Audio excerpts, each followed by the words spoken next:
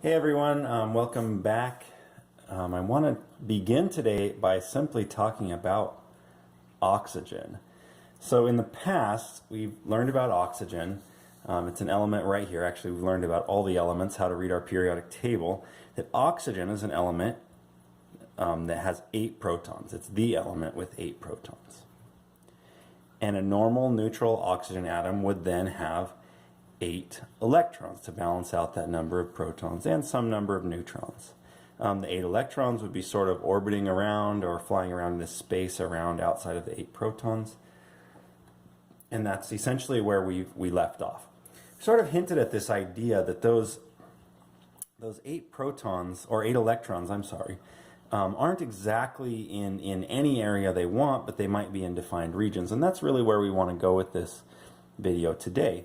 So those 8 electrons, first off, the first thing that we want to change is the notion that they're anywhere. We want to say that those 8 electrons are actually in defined regions, which we'll call shells.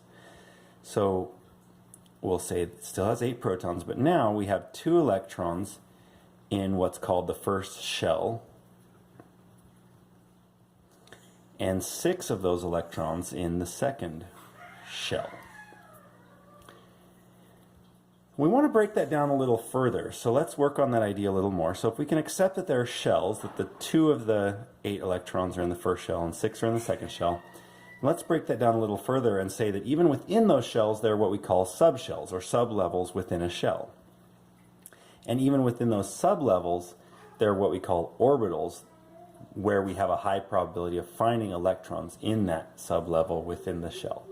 So I want to do a diagram really quick to sort of show you that idea. So there's still 8 protons in the nucleus. In the first shell, there's a sublevel that we're going to call an S sublevel.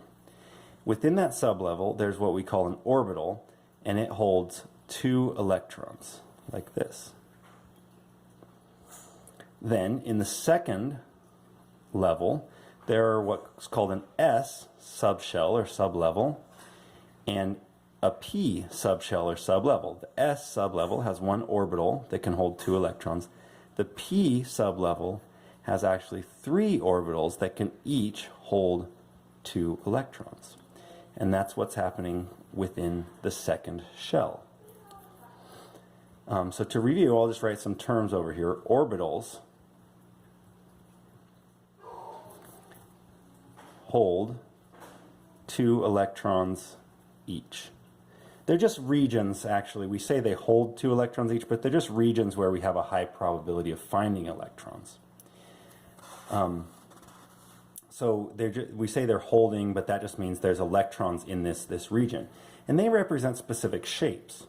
So when we break this down, let me show you what shapes those represents. The S is just a spherical region around the nucleus. So when I say there's an S sublevel there, and there's 2 electrons in it, there's the nucleus here, and there's a spherical region around the nucleus where those 2 electrons can be found somewhere within that spherical region. The P sublevel has 3 orbitals, or 3 regions, where we can find 2 electrons, or up to 2 electrons. The first one, they all sort of look the same. What's different is their orientation. So the first one looks like this sort of dumbbell shape along one of the axes, and we would find 2 electrons somewhere in that region. The next one around the nucleus would be the sort of dumbbell shape oriented orthogonal to that one. So there's 2 electrons in that, along that axis, in this sort of dumbbell shape around the nucleus. And then the last one, the hardest one to draw, would be coming in and out of the paper at us. So I'll try to draw it, and if you can imagine, this one that I'm going to draw is coming straight out at you, and this one is sort of disappearing into the paper behind you. And there are 2 electrons somewhere in that region as well, or up to 2 electrons in that region. So here, though, we don't have enough electrons. There are only 6 electrons total in the whole second shell. So we put 1, 2 in the first shell, which means we have 6 electrons more. 1, 2, 3, 4, 5, and then 6. So the first P orbital has 2 electrons in it, and the other 2 only have 1 electron each. So this is where the electrons really are in an oxygen atom. So we've gone from this idea not just that there are 8 electrons in an oxygen atom orbiting around the 8 protons, but that those are broken down into 2 in a first shell and 6 in a second shell, down to this idea that not only that, the ones in the second shell can be broken down into 2 electrons being in that S subshell or sublevel, and then 4 being in the P sublevel, and the 4 that are in the P sublevel are broken down into 2 shared in one orbital, and then 1 in 2 other orbitals. Orbitals being those regions where we will be likely to find an electron.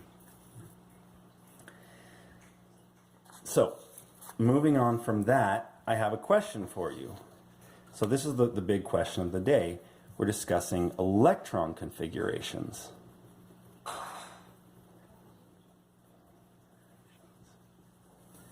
So the question is, what is the electron configuration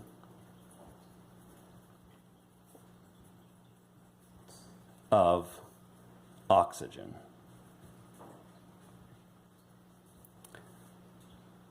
And I guess I should have a question mark because it's a question. So first off, what do we mean by the term electron configuration? That's really the idea that we're discussing here. And electron configuration is relatively simple. We're just saying where the electrons are at. That's all we're doing. We're just telling you where to find the electrons, just like we did up here. This is where you can find the first 2, and here's 3, 4, 5, 6, 7, 8 electrons in oxygen. So we could draw a diagram like that, but that's pretty ugly. So we can reduce that electron configuration to a simpler diagram. So this is an electron configuration diagram. And we could just say that the first level's S subshell has 2 electrons in it. And we're going to represent those electrons actually by an up arrow and a down arrow, because when 2 electrons sit in an orbital together, they must be spinning in opposite directions.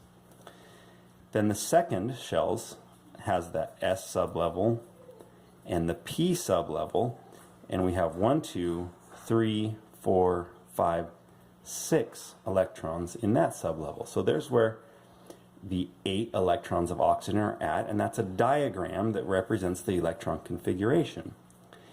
We can simplify this to what we would simply call an electron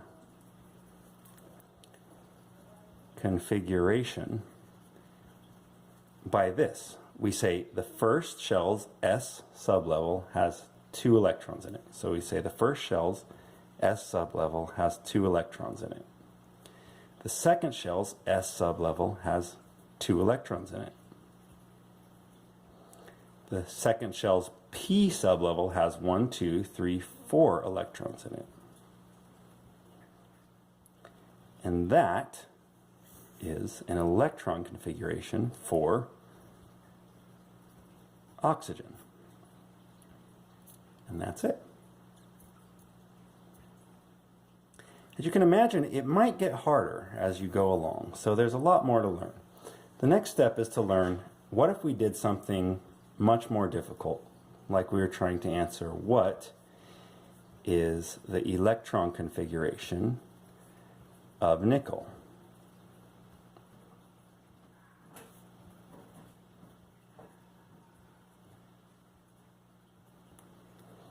So nickel is an element further down the periodic table. So we're sort of moving on down here. Nickel's down here. It's by copper. So it's quite a bit further down from oxygen. Oxygen only had 8 protons and 8 electrons. Nickel has 28 protons and 28 electrons in its neutral form. So to do that, we need to expand our idea of what subshells are available first. So the first idea is, I've told you about 2 subshells or sublevels within a shell of electrons. The first one I told you about is the S sublevel. the s sublevel, has one orbital which can hold 2 electrons. The p sublevel, we've also talked about, has 3 orbitals which can hold 2 electrons each, so there can be up to 6 electrons. Next after that comes a d sublevel, which has 5 orbitals. 1, 2, 3, 4, 5 orbitals that can hold 2 electrons each, so that's up to 10 electrons. And then last, and this is the last one, is the f sublevel, which has 7 orbitals which can hold up to 2 electrons each. So that's up to 14 total electrons. Next, the next thing we need to talk about is which sublevels are in each shell. So the first shell, as you've sort of noticed, only has an S subshell. The second shell has S and P subshells. The third shell has S, P, and D subshells. The fourth subshell has S, P, D, and F subshells, and that's it from there on out. Everything else has S, P, D, and F subshells. Oops, I'm sorry, that would be 5 all the way across. That would be the fifth shell.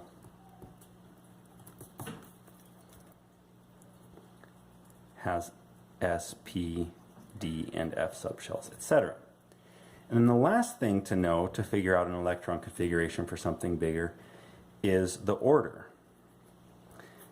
What order do they fill up in?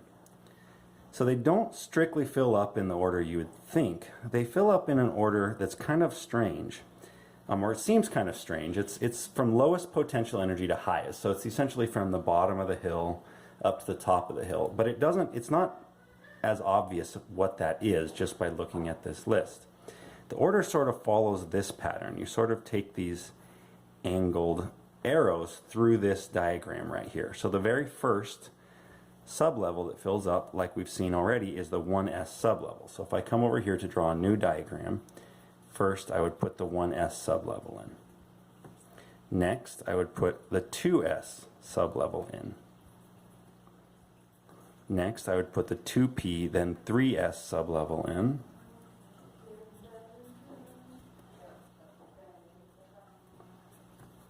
Then next we go 3p and 4s. Then 3d, 4p, 5s.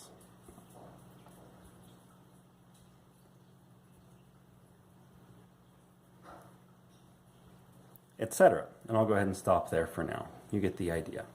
All the p's have 3 orbitals in them. The s's have 1 orbitals in them. The d's have 1, 2, 3, 4, 5 orbitals in them. P again has 3. S again has 1. So when we go to do the diagram for the element nickel, we just look up on the periodic table again how many protons it has, which is 28. So neutral nickel would also have 28 electrons. We just follow from the bottom to the top, adding in 28 electrons.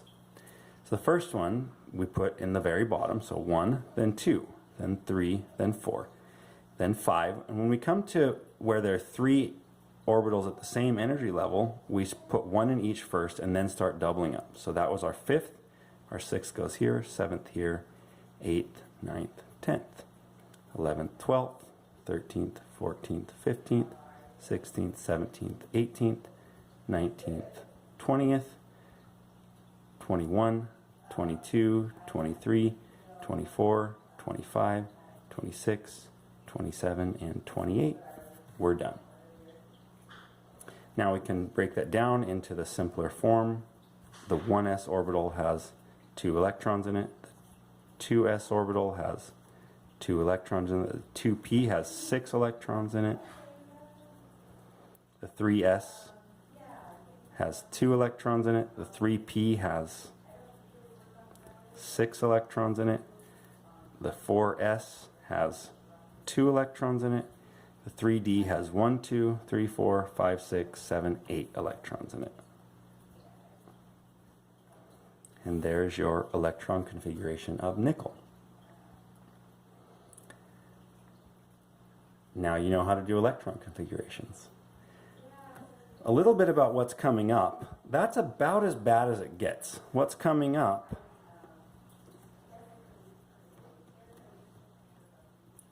are a couple of things that are cool.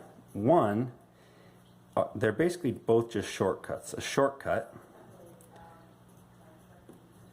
to write the configuration faster.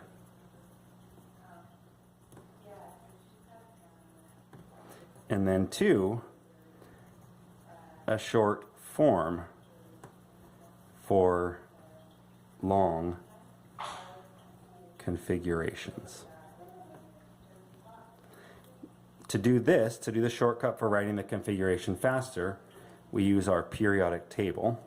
It's actually laid out according to electron configuration. So you didn't know this, but the entire shape of the periodic table, the organization of it, is according to electron configuration groupings. And to do the short form for long configurations, we use what we call a noble gas abbreviation.